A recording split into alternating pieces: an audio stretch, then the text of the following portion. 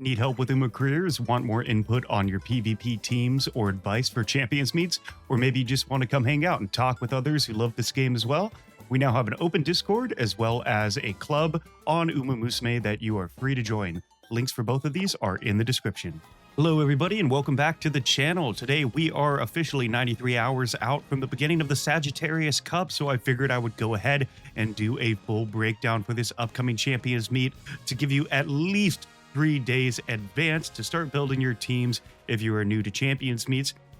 For those of you who are a bit more experienced or have no issue getting A ranks in the Graded Champions League, this may not be the video for you. This is more geared towards the casual player or the individual who is just trying to go up in ranks or hasn't competed in Grade A before.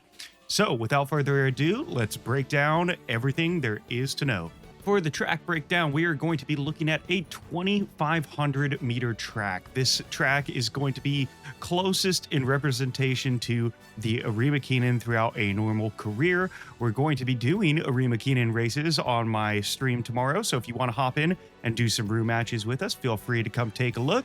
We'll be happy to have you.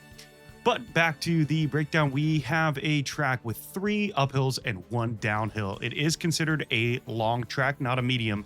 So you are going to want to make sure that you have at least an A aptitude in your long for whatever Uma you decide to choose. You're also going to have certain skills that will not be useful in this track at all. I'm going to actually leave a link in the description to game8.co, which has a bigger breakdown of the skills that are going to be less useful or just completely useless in this race, due to the fact that there is currently hundreds of different skills out there, and this would be a 12-hour video if we decided to cover all of them. So keep that in mind. You'll want to make sure that you are training a long distance runner with decent power for those uphills, and if you need to test them out a bit, do some races on the Arima Keenan or some team trials matches or some PvP matches that are going to be similar to this track. For the stat goals, this is the big one that everybody always wants to know about. This is going to be a rather difficult one. Now, it's not quite as difficult as some of the other champions meets we've had before, but it is still a long aptitude race, so we're going to want a lot of stamina. First and foremost, you're going to want to max out speed. It's pretty common now that if you want any chance at competing in the champions meets, you at minimum have max in speed. So 1,200 maxed out speed. You're going to want at minimum 900 stamina for this race as well. Ideally, you can get it over 1,000, but minimum to compete, and I'd say to at least pull off a couple of wins, you can make do with 900. 800 in power is also going to be a key as well. With those uphills, you're going to want to be able to break out of the pack and also power through. This race does have 2 stamina checks, so you're going to want to make sure that you are not running out too early. Otherwise, you're going to be absolutely slaughtered on the long end of this race, which is a long straight. For guts and wit, you can have around 400. Naturally, these are going to be a little less essential than stamina and power, as well as speed. So make sure we are focusing on speed and stamina. But if you can get these a little bit higher, remember, wit does train speed and guts will train speed and power, so it's good to make sure that you're throwing a couple of trainings into these throughout your career. You don't want them to be too low and have you not able to proc any skills during the race or be failing any of the duels if you get caught up in one late race, which is where guts comes into play. For skills, there are going to be so many skills that can be useful in this, but here's a breakdown of the ones I will be using on my team. For your stamina recovery, you're going to want at least 2 gold stamina recoveries if you can get them, especially if your stamina is under 1,000. I, for one, am always going to be aiming towards getting Swinging Maestro, or if I'm racing a Pace Chaser, which I actually am going to be doing during this champions meet, I will aim for Gourmand. For the racing skills, we're going to want to be looking at race skills such as Long Corners, Professor of Curvature, and Encroaching Shadows. These are all going to be very, very useful in this Champions Meet. In fact, they're some of the top rated skills. Everybody knows Professor of Curvature is pretty much one of those skills that everybody is using as well. You're going to want to make sure having max speed and as high as you can stamina, as well as Professor of Curvature and Swinging Maestro, are kind of the baseline for what a build will need to compete in this race. Not saying it's impossible to win or perform well without them. It's just these are skills that pretty much everybody uses. So if they're proccing them while you're not, they might have an edge on you.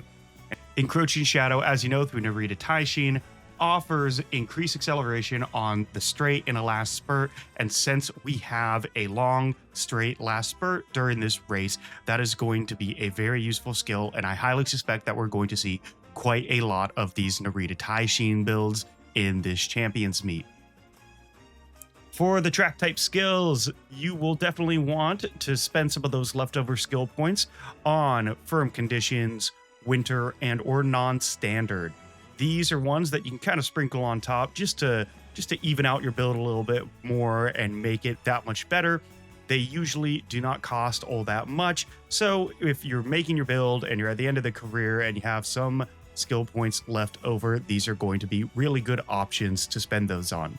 For my card recommendations, these are just going to be a couple that I highly recommend and will be using for my build specifically, due to the fact that, again, there are hundreds of support cards out there. I won't go over all of them, but generally speaking, you're going to want to use support cards that will complement your race style. So if you're using a late surger, for instance, I would use Aishin Flash. He's a late surger support card that will give late surger focus skills. You'll want to do the same for front runners, pace chasers, and end closers, and naturally you will have to use whatever support cards you have actually been fortunate enough to scout, so build off of that.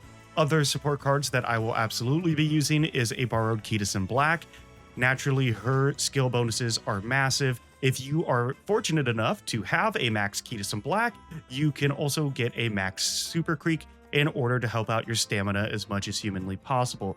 There are limitless combinations for the support cards that you can borrow depending on which cards you have. I know free-to-play players that have both a max Kitasen Black and max Super Creek, in which case you're on your own. I hate you and you can figure it out yourself.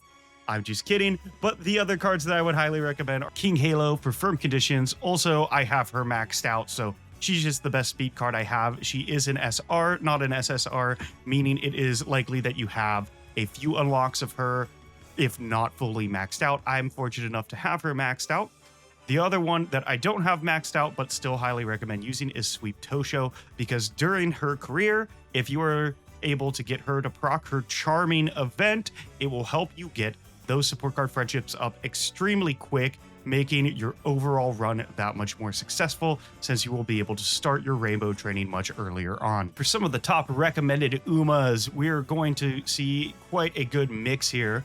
Winter Ogre Cap is one of the Umas that is at the top of the list. She's currently on banner, and that makes sense. A lot of the banner characters are usually going to be pretty decent for the upcoming Champions Meets, so Winter Ogre Cap is a rather good choice here. She's got all around good stats, a good increase to her stat spread as well during her training, and some good skills, as well as a very, very strong ultimate. I think we're going to see a lot of her. Not only do most people really like her design, but she's just one of those Umas that has well-rounded aptitudes, but is also very easy to train for a race like this. You're also going to see a lot of Narita Taishins and gold ships. Everybody loves their end closers. A lot of these Champions Meets, you see some crazy end closer builds with max speed, max power, and 900 stamina. You have no clue how they got it, but even without those types of stats, Narita Taishin and gold ship are going to be very, very high top contenders. I'm personally going to be using a Manhattan Cafe. If you were able to scout her, Manhattan Cafe is a good alternative to some of the more difficult Umas to train, such as Narita Taishin or Gold Ship, due to the fact that she has a 30% increase to her stamina training. This will help out a lot of people who are struggling to get their stamina up during careers. So if you have her and you haven't given her a long distance training try yet, feel free to give it a shot. I promise it's worth it. And it's always really nice to see an essence stamina when you've maxed out your speed. Two other recommendations are Biwa the Christmas version, and Die with Scarlet. Die with Scarlet is a slightly toned down version of Ogre Cap in my opinion. She's rather well-rounded and easy to train. I wouldn't put her up there as being quite as easy to train as Ogre Cap, but overall she's still pretty solid. Biwa has the aptitudes for this race, and you know, she might not be the easiest one to train, but I absolutely love her, so I'm gonna give it a shot anyway. You can make use of Nice Nature and Air Groove for good debuffers. Nice Nature will most likely perform better in the race itself. However, Air Groove and her can both proc good debuffs throughout the race. So if you're not too worried about actually winning the race with these debuffers and you don't really care what place they land in, much like I do, you can also use Air Groove and not worry about training up her overall racing stats all that much. Her legacy recommendations. Now, these are going to be completely different for everybody, so I'm not going to recommend any specific cards. It doesn't actually make sense. Recommending Symbolic Rudolph would make no sense because she will have different stat and sparks depending on who trained her and how you built her. The actual Uma, besides their inherited skill, is not really going to make a difference when choosing whatever Uma. You're going to want to focus on sparks and stat increases. So when picking your Umas for these legacy characters, and we're able to use 5 right now, so it's a really good time to start building up some of these,